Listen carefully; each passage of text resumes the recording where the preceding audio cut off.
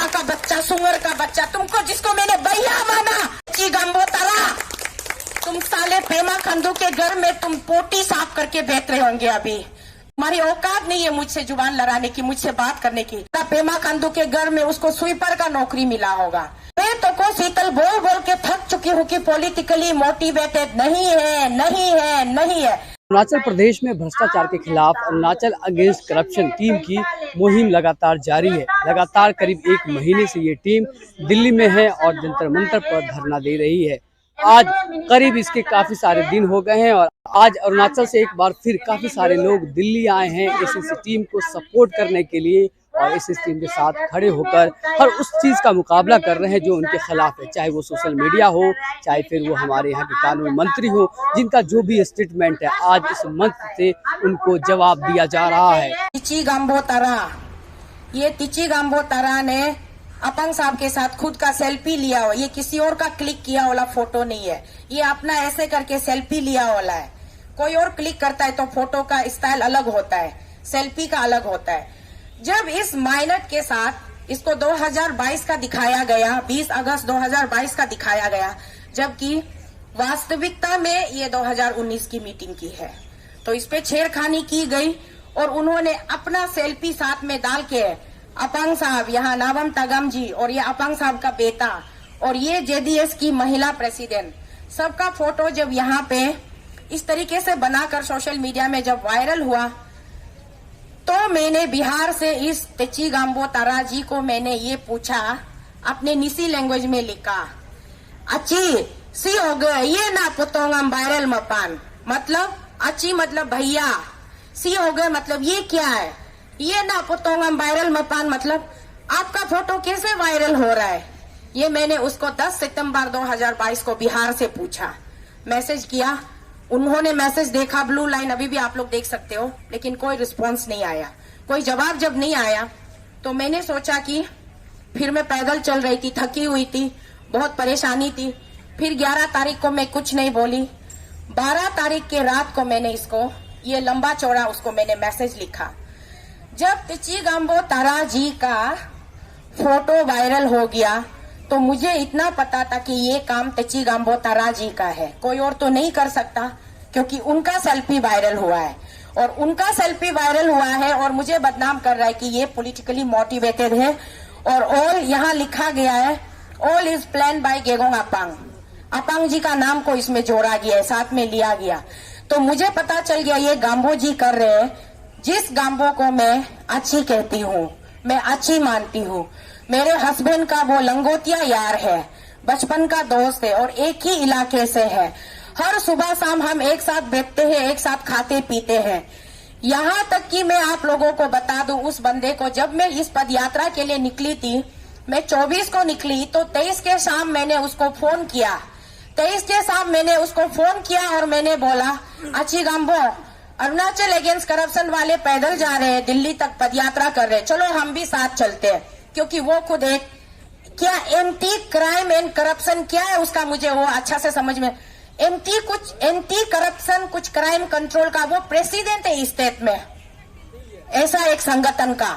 तो मैंने कहा तुम्हारा भी लड़ाई करप्शन से है, हमारा भी लड़ाई करप्शन से है, और ये लोग करप्शन को लड़ते हुए जब दिल्ली तक पदयात्रा कर रहे, एक मुहिम पे निकले, तो क्यों ना हम जाकर साथ दें, उनका समर्थन करें, चलिए चलते हैं। मैंने उसको इनवाइट किया 23 के शाम को, तो उन्होंने मुझे जवाब दिया कि नहीं, मैं एक शुगर पेशेंट हूँ, मेरा हेल्थ खराब है, मैं तो पैदल नहीं जा पाऊंगा, और तुम भी एक महिला हो बहन, तुम कैसे जाओगी।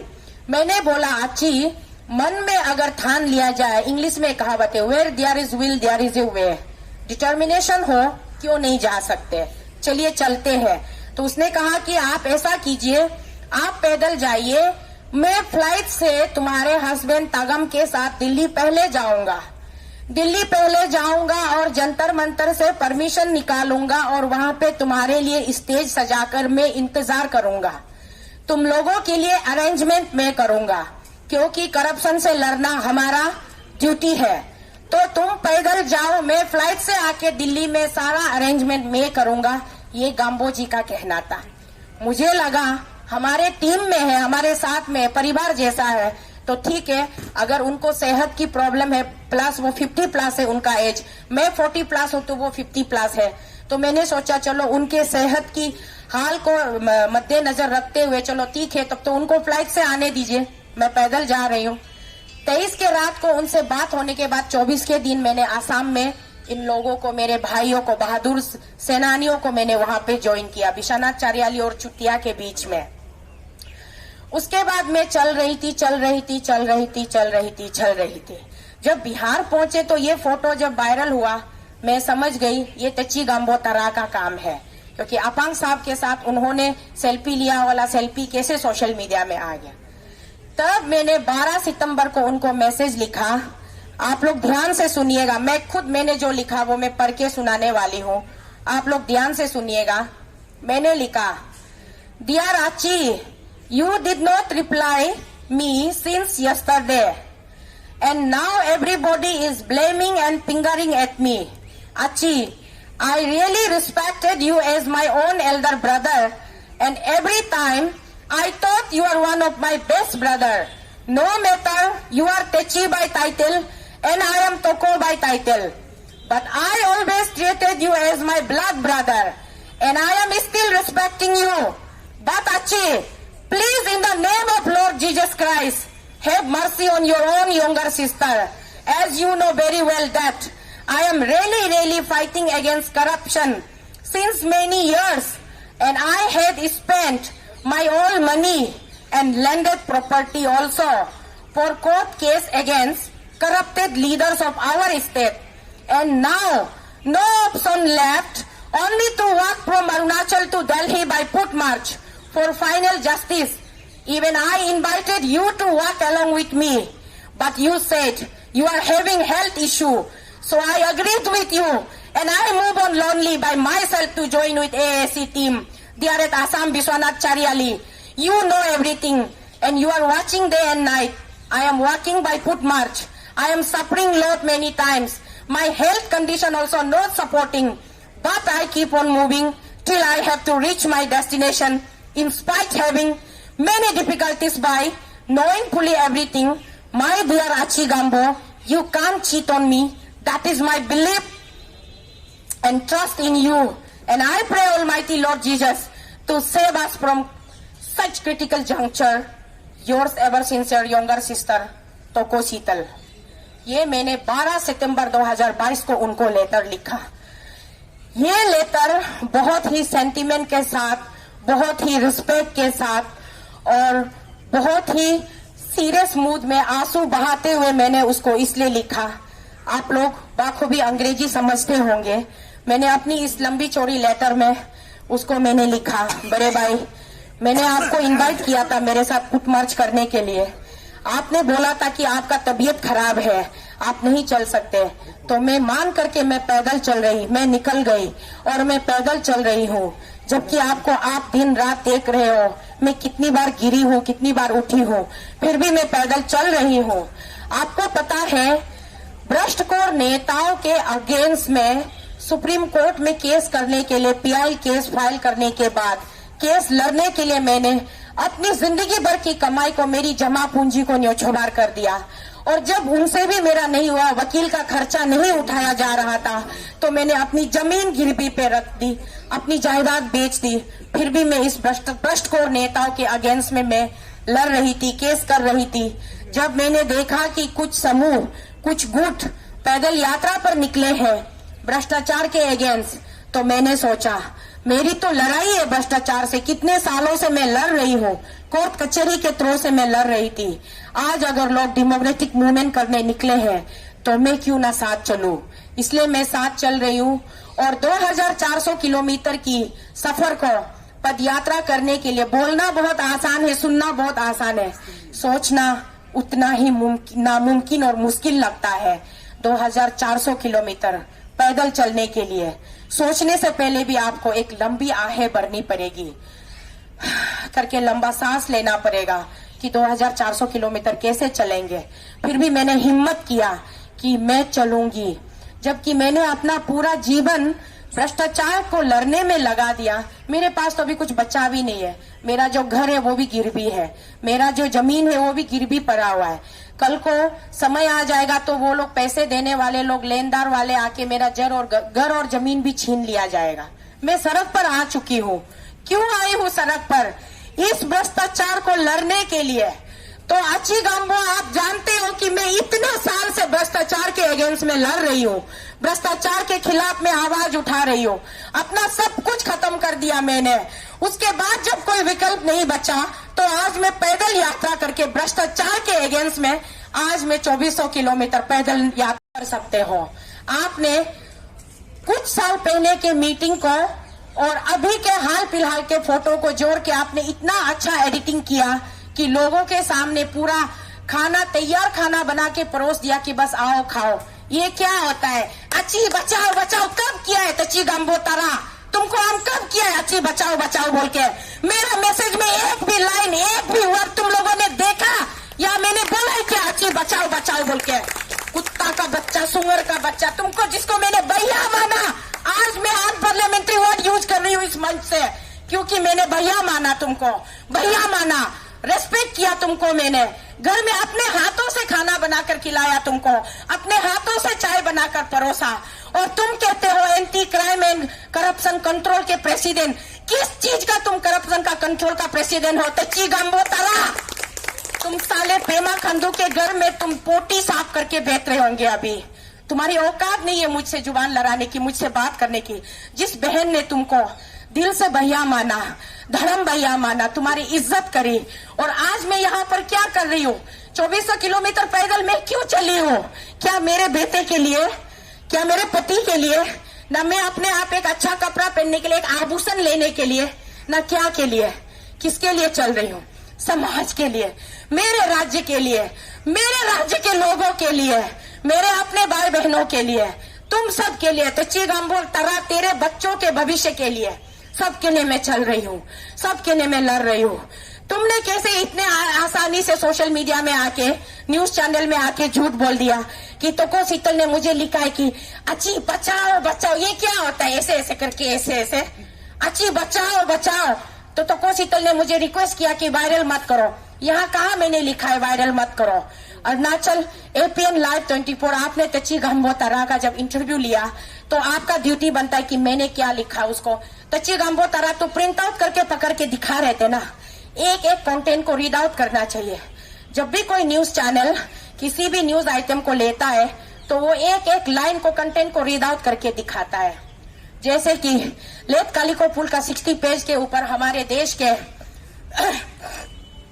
माने जाने पत्रकार सुधीर चौधरी जी ने DNA में जब वो प्रोग्राम लिया था, कालिको पुल ने कौन से पेज पे क्या लिखा था वो स्क्रीन पे पूरा रीड आउट करके दिखाया था।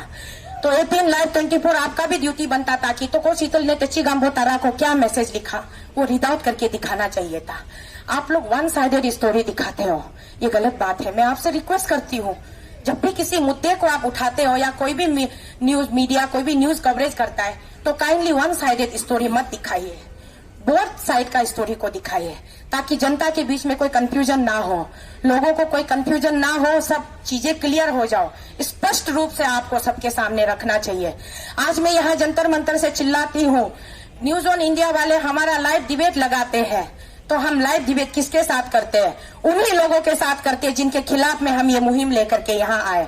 हम छोरी चुप के यहाँ वन साइडेड बातें नहीं करते हैं। हम उनके साथ आंख से आंख मिला करके, हम नजरों से नजरें मिला करके, हम हिम्मत के साथ उनके साथ हम मुकाबला करते, डिबेट करते कि ये भ्रष्टाचारी तुमने किया है और इसके अगेंस्ट में हम यहाँ आए हैं, तुम जवाब दो। यही सवाल भी हम उनसे करते हैं। इसीलिए अरुणाचल के जितने भी मेरे भाइयों और बहनों, मेरे परिवार वालों, आप लोगों को बार बार ये सवाल आ रहा था सोशल मीडिया में, बार बार मुझे लोग पूछ रहे थे कि तोको शीतल इस मुद्दे पर चुप्पी क्यों साधी हुई है, चुप क्यों हो? तो मैं किसी भी मीडिया के जरिए आकर के अकेले में बोलना नहीं चाह रही थी। मैं इंतजार कर रही थी जिस दिन हमारा धरना प्रदर्शन का परमिशन का डेट आएगा, मैं इस मंच से मैं इस बात को यहाँ से क्लियर करूं। तो इसीलिए ये जो तची गांबो तारा है ये मेरा भैया है। अभी भी मैं शौक में हूँ, मैं शौक में हूँ कि मेरा अपना भैया, मेरा भैया इस तरह से षड्यंत्र कैसे रच सकता है। उनको क्या मिला होगा? उनको ज्यादा से ज्यादा पेमा खांडू के घर में उसको स्वीपर का नौकरी मिला होगा, वो भी कितने दिनों के लिए। जब तक मैं ये आवाज उतार रही हूँ तब तक उनका स्वीपर का नौकरी फिक्स है। और जब तको शीतल इस आवाज को छोड़ दिया या फिर ये आवाज हमारा मुहिम खत्म हो गया तो तची गांबो तरा का नौकरी चला गया। ऐसी नौकरी की क्या जरूरत है? अरे भाई, तुमको मैंने अपना भैया मान करके आज से 4 साल पहले तची गांबो तरा तुम जहां कहीं भी हो सुनाई मिलो तो को शीतल तुमको एक संतर एक दाल तुमको गिफ्ट में देके रखा है। दिल्ली का संतर, फिनिशिंग संतर, हम लोग निशी में संतर बोलता है। संतर एक दाल तुमको 55,000 हम देके रखा है। तुम आज तक हमको 50 तो छोड़ दो, 5,000 भी नहीं दिया है। अभी तुम पेमा खांडू से कितना रुपया घूस मिला है? हमको मेरा 55,000 को दे दो। तची गांबो तरा बेच दो, हमको बेच दो। तुम्हारा घर कहाँ में हमको पता नहीं है। भैया जरूर बोला क्योंकि तुम मेरे पति के मित्र हो, मेरे पति के दोस्त हो, इसीलिए तुमको भैया बोल के मेरा घर में कितना कप लाल चाय पिलाया है हिसाब करके लाल चाय का भी बिल भेज दो। कितना बार खाना बना के खिलाया उसका भी बिल भेज दो। ऐसा नीच और ऐसा गिरा हुआ व्यक्ति मैं अपना जिंदगी में कल्पना भी नहीं किया कि मेरे जिंदगी में ऐसे लोगों से भी पाला पड़ेगा बोल के। अरे आप किसी के घर में जाते हो, कोई आपको प्यार से चाय पिला रहा है, कोई खाना खिला रहा है, क्या आप अपने बदन में क्या कैमरा का चिप्स लेके घूमते हो? क्या किसी के साथ भी फोटो खींच लिया, सेल्फी खींच लिया और वो सोशल मीडिया पे डाल दिया और कोई भी मनगढ़ंत कहानी बना दिया कि ये पॉलिटिकली मोटिवेटेड है। मैं तो को शीतल बोल बोल के थक चुकी हूँ कि पॉलिटिकली मोटिवेटेड नहीं है, नहीं है, नहीं है। अगर है किसी पत्रकार में हिम्मत और दम अरुणाचल के, तो आप लोग जाकर के माननीय गेगोंग अपांग जी से सीधा सवाल क्यों नहीं करते हो? अपांग साहब, इसमें आपका क्या इन्वॉल्वमेंट है, आपका क्या रोल है बोल के आप लोग अपांग साहब से सीधा पूछ लीजिए ना। क्यों ऐसे मच्छर मक्खियों को आप लोग भाव दे रहे हो? क्यों तची गांबो जैसे कार्टूनों को आप लोग एंटरटेन कर रहे हो? तची गांबो का क्या वैल्यू है? अपांग साहब की वर्ड शब्दों की वैल्यू है। उनसे पूछिए जरा, उनसे वो 23 साल राज्य के वो मुख्यमंत्री रहे हैं। एक वो हम लोग उनको एक लिविंग लेजेंड मानते हैं, पिताजी का दर्जा देते हैं पूरा अरुणाचल। उनसे जाके सवाल कीजिए ना कि अपांग साहब, गेगोंग अपांग साहब, आपने तो को शीतल को राजनीतिक षड्यंत्र रचाकर अरुणाचल अगेंस्ट करप्शन टीम में भेजा है क्या बोल के अपांग साहब से जाके सवाल कीजिएगा। मेरे जितने अरुणाचल के पत्रकार मित्र हैं, मैं आप सबसे बोल रही हूँ, आज के बाद ना तची गांबो तरा को पूछिएगा ना तो को शीतल को पूछिए, सिर्फ और सिर्फ अपांग साहब को जाके पूछिए, उनसे क्लियरेंस कर लीजिए। अपांग साहब अपने मुंह से वो क्लियर बताएंगे कि उसने तो को शीतल को भेजा या नहीं भेजा। आप लोग क्यों मेरी लेडी फ्रेंड मयो दोलो को बार बार तंग करते हो? कौन बामंग लड़का है जो मयो दोलो को फोन करके ज्यादा सवाल जवाब कर रहा है? कौन तच्ची आदमी है, कौन तना आदमी है जो मयो मैडम को बंदरदुआ तक उसका घर तक पीछा करके पूछ रहा है? वो जो लेडी तच्ची गांबो ने जिसका फोटो पोस्ट किया मेरे साथ जो बैठी हुई थी, वो मेरी फ्रेंड है, महिला दोस्त है। उनको क्या पता, वो बेचारी मासूम है, उनको राजनीति समझ में नहीं आता है। वो अपने बिजनेस करके रोजगार करके अपना पेट पालने वाला एक आम जनता है। उसको बार बार परेशान किया जा रहा है, उसको फोन किया जा रहा है, उसके घर तक को ढूंढा जा रहा है कि ये बताओ तो को शीतल आप दोनों अपांग साहब का पास मीटिंग करने गया था ना, आप साइन करके आया है ना, ये क्या था? एएससी को हाईजैक करने का प्रोग्राम था। अरे यार हद करते हो। उस मासूम औरत को क्यों परेशान किया जा रहा है? उसको क्यों पूछा जा रहा है? राजनेताओं से पूछो ना, राजनीति के बारे में पूछना है तो राजनेता कौन है? अपांग साहब है, पूछो। मुझसे अरुण भूमि ने सवाल किया, मुझे अच्छा लगा, मैंने अपने तरीके से जो सच था वो मैंने जवाब दिया, बताया। मुझसे पूछो तो को शीतल से पूछो, गेगोंग अपांग से पूछिए, वो मयो लोग से पूछने का क्या जरूरी है? बेचारा वो लोग एक आम जनता है, इनोसेंट पब्लिक है, उनसे पूछ के क्या मिलेगा? या फिर उनको भी खरीदने के लिए कोशिश किया जा रहा होगा क्या? चाहे 1000 करोड़ दे दो उनको, मैं कम से कम किसी और पे तो भरोसा नहीं, कम से कम मेरे फ्रेंड मयो जी पे मुझे पूरा भरोसा है कि वो हमेशा सच ही बोलेगी। 1000 करोड़ लाख करोड़ दे दो फिर भी वो सच ही बोलेगी, वो झूठ कभी नहीं बोलेगी। तो मेरा उन पर भरोसा है, उनके पीछे भाग के अपना टाइम बर्बाद मत कीजिए। मैं लास्ट में आप लोगों से पेमा खांडू जी और आपके टीम को मेरा फ्री में सजेशन है, मेरा फ्री में सुझाव है, बेकार में इधर उधर एनर्जी खर्च मत कीजिए। बेकार में लोगों को बहलाने की, बरगलाने की, फुसलाने की जो आपकी जो एक मोडस ऑपरेंडी है, इसको चेंज कर दीजिए। इसको चेंज कर दीजिए और सच का सामना कीजिए। सारे आम जनता, अरुणाचल प्रदेश के 99.9% आम पब्लिक आज सड़क पर क्यों निकले हैं? सड़क पर मैं पूछती हूँ कि इसकी जरूरत कैसे हुई, इसकी नौबत कैसे आए, लोग सड़क पर निकलने के लिए लोग मजबूर क्यों हुए? ये सवाल सरकार